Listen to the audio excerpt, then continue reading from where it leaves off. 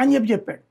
ఈయన అది నమ్మి వాడి దగ్గరికి వెళ్ళడం, వాడి రాళ్ళు అయ్యి కొన్ని చూపెట్టడం, అవి రంగురాళ్ళు అవి చూపెడితే దాన్ని బేస్ చేసుకుని చివరికి వీళ్ళు ఏ స్థాయికి వెళ్ళారంటే ఒక చెక్క పెట్టెలు ఇంత చెక్క పెట్టెలు తయారు చేసేవాడితో కూడా అగ్రిమెంట్ అయ్యారు.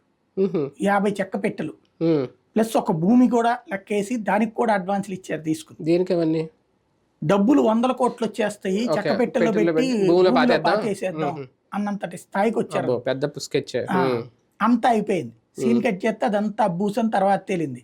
ఆ టైంలో వీడు 14 లక్షలు ఈ దస్తగిరి వాళ్ళ మరదలో అవుద్దట, ఎవరో సంథింగ్ మరదలో ఏదో బంధువు అవుతుందట ఒక అమ్మాయి.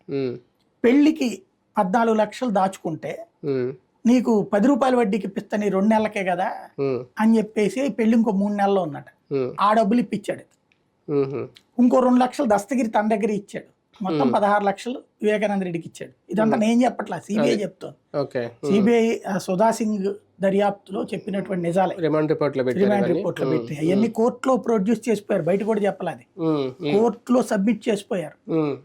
అది ఒకటి నడిచింది. ఆ తర్వాతన ఆ ఇష్యూ తర్వాతన కథ ఏం మారిందంటే అది కాదు, అదంతా వేగ్గని తేలింది.